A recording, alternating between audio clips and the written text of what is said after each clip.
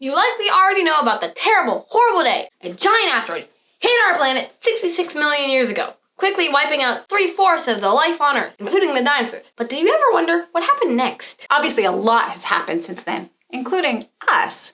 As it turns out, what happened is Earth recovered from its single worst day ever, set the stage for the world we know today. We'll tell you the story right now on 9 Worlds.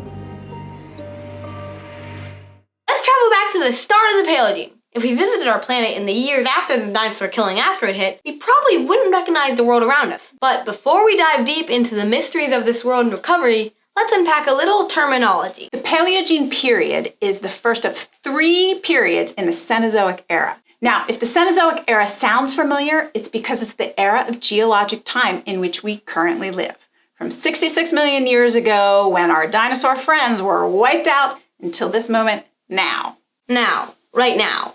Right now. Anyway, the Paleogene is a period of 66 million years ago to 23 million years ago. And it saw some fascinating changes in how our planet looked and who lived here. So back to that terrible, awful day 66 million years ago. The asteroid created immediate, epic destruction. The seas turned to acid, the land burned, the skies were clouded in darkness. 75% of all living species went extinct quickly. This included all the non-avian dinosaurs, half the plant species, and any mammal that was much larger than a rat. This is known as the KPG Extinction event, the boundary between the end of the Cretaceous and the start of the Paleogene. And for a long time after this awful day, the world remained a fairly empty, desolate wasteland. It took our planet several million years to even try to recover. And when it did, our Earth was kind of a clean slate. All the big creatures had died. This emptiness meant that evolution had the space and time to experiment with creatures that previously had lived in the shadows, and the life that survived the destruction began to diversify to fill this open ecological space. Earth's climate and geography at the time also helped support this growth. The planet was a lot hotter in those days, with average temperatures as much as 15 degrees Celsius warmer than today. This means that the world was full of tropical and subtropical forests. Even in the Arctic, you could find palm trees during the Paleogene. The continents were drifting into their current positions, with oceans widening these growing gaps. Europe and North America parted ways, so did Australia and Antarctica, and the Atlantic Ocean got a little bit bigger during this time. This is when the world really took its modern shape. And on this land, plants created a lush world. Fern populations exploded after the KPG extinction event, and eventually new plants, including pines, cacti, and palm trees, became abundant. So did flowering plants, which diversified rapidly and filled most of the terrestrial environments. And grasses, which became incredibly important to many ecological systems, including those supporting mammals, diversified and really took root in the Paleogene. What about those mammals?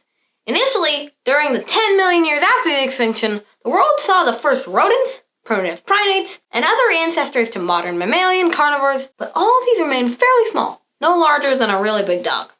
And none were really successful. But as the centuries passed, mammals that began in these first years continued to diversify and get bigger. Eventually, you find the first bats, hoofed animals, and the ancestors to the first horses and elephants. Primates started to look more like their modern forms in this time, too. And by the end of the Paleogene, the presence of grasslands helped these mammals get really big. Horses grew in size and developed longer legs with fewer toes so they could run faster through the open plains. And here you find the early forms of both dogs and cats. While mammals clearly stole the post-extinction show, birds also diversified and flourished. In the skies, familiar birds like ducks and gulls appeared, and in the sea, you would find flightless aquatic birds similar to penguins. Which reminds us what was happening in the sea after the extinction was pretty awesome too, because whales made their first appearance in the mid to late Paleogene. These huge animals evolved from land mammals that returned to the sea and evolved into the 2 suborders of whales alive today, the toothed and baleen whales. And the small sharks that had survived the asteroid's destruction began to diversify and evolve into bigger and badder forms by the end of the Paleogene.